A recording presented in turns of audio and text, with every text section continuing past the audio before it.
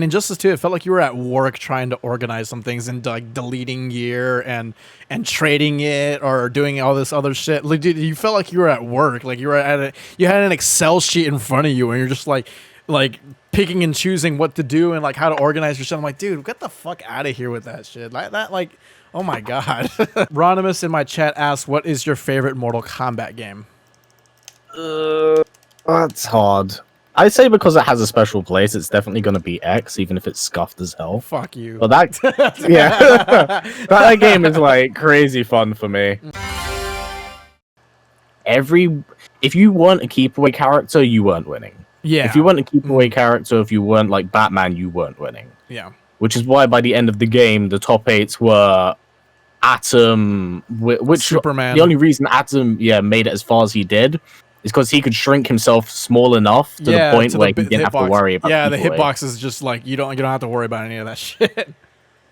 Yeah, the only person that really made Atom work was Gur as well. Yeah. Oh, damn it. I just didn't like how he animated. I was really excited for Adam, but I just didn't like the way he played. It just felt weird. I didn't like his costumes in that game. Yeah, and he looked like garbage. He looked like garbage in terms of like design wise. He looked like garbage. He looked like a really he's like what would happen if you took a child's Action Man and just like generic like an like Action Man toy from like from a gas station store or something like that. Yeah, it really was. Yeah.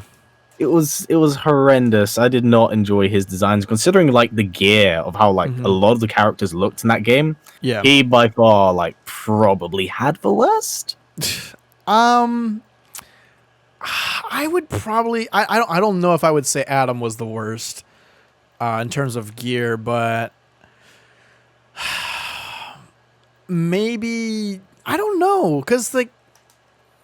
I would say maybe Brainiac. Brainiac just didn't have anything. Like he just had like a helmet and then like different line patterns of the helmet. Like that's how Injustice 2 was the gear was just you're changing line patterns. That's it. Like it was just not fun.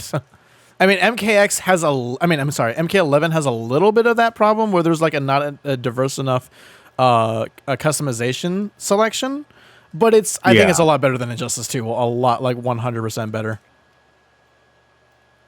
Yeah, but I'm not entirely sure if that's by much though, because the main problem I have with this game is that it's 3 customizables, and there's each character has about 4 costumes. But the problem is that they're all palette swaps. Yeah, right? they're all palette swaps.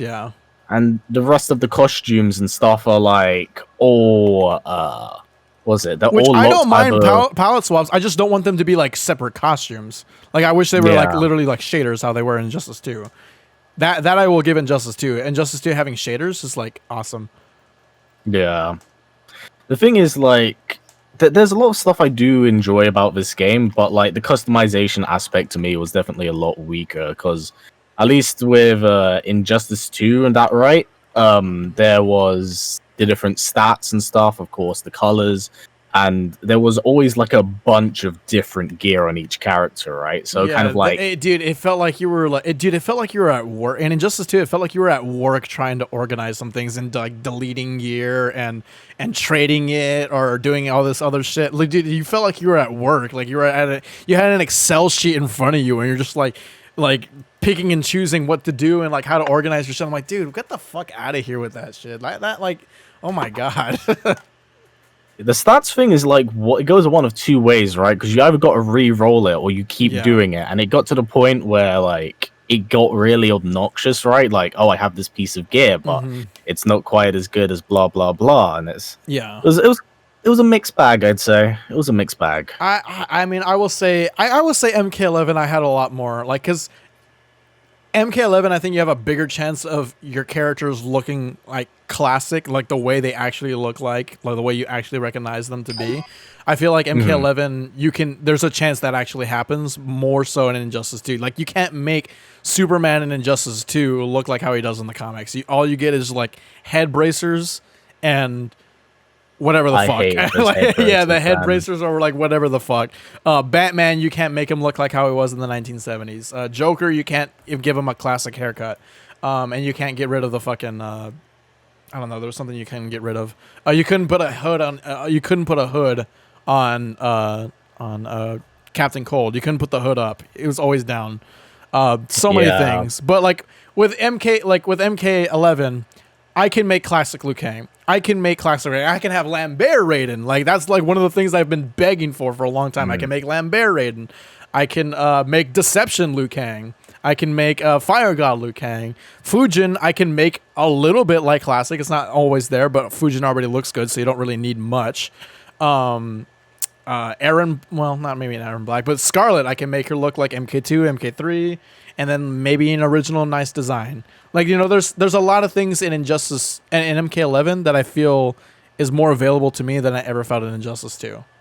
No, that's fair enough, actually. I'm just sad we didn't get a cringy Jared Leto voice pack. Yeah. We live in a society. I'm the Joker, baby. Ronimus in my chat asked, what is your favorite Mortal Kombat game? That's hard. I say because it has a special place, it's definitely going to be X, even if it's scuffed as hell. Fuck you. But that, yeah, that game is like crazy fun for me. Because like because the way I see it, right, I think that's from like covering other fighting games as well. Is like every fighting game has this different flavor, and sometimes the flavor isn't for you, it isn't for me. But with X, I consider it kind of like the Marvel vs. Capcom version of an MK game. I would agree. It's MVC2 of Mortal Kombat. Yeah. Yeah, because like there's stuff in that game that's like just it is not. I mean, like I shit on MKX so much, and I don't like the game, but I will say playing Boraicho was so fun. Even though he wasn't that good, he was so fun to play. Like that, Dude, that made me that was a saving grace of MKX for me. I love playing Boraicho. So I'm not sure if you knew about this, but it was either Dragon's Fire or Dragon's Breath with Boraicho. That character could actually 100% set play you if you played it your cards right. Yeah, I think it might have been Drunken Master actually. I think. Because we had no, I'm sorry. No, it is the Dragon's Fire, Dragon's Breath, or something like that. I think it was Dragon's Breath. Yeah. There was a setup that you can do in the corner. It was fucking ridiculous. It was like the it's like the Kano flame corner that Kano has in MK11. Like it was the same shit. It was the same shit. Yeah, I know what you're talking about. I was never able to get that, but yeah, I know what you're talking about 100%. Because the thing is as well, what Omega had found out is that what was it? So you know when you end a combo, monkey flips, right? Yeah. Monkey flips is a hard knockdown. If you push it in the corner, that your opponent doesn't have enough recovery frames, and you can get out of the unblockable stomp. Yeah, unblockable stomp. Unblockable stomp. Yep. Yeah, and in the corner, Boraicho's like plus 12, so it's right back into 50-50 mix. Yep. So that character was like, fucky. See, that's ridiculous. That's stupid. If this was in the game now, if any character had that, no, dude, oh my god, that character would just be ridiculous. Like everybody would hate him. But to me, in the nature of MKX, that was so fun. Like that shit was just, to me, like I love being able to do amplified monkey flips. I mean, meter burn monkey flips. And then doing a unblockable stomp. Like that was so awesome. It was guaranteed. There was no way that people can get out of it.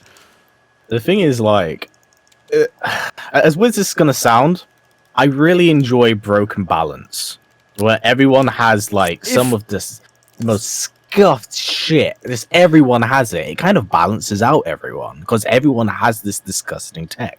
Yes, but to me, I'm just like I kind of want to play like a balanced game, like a game that I feel like I can like.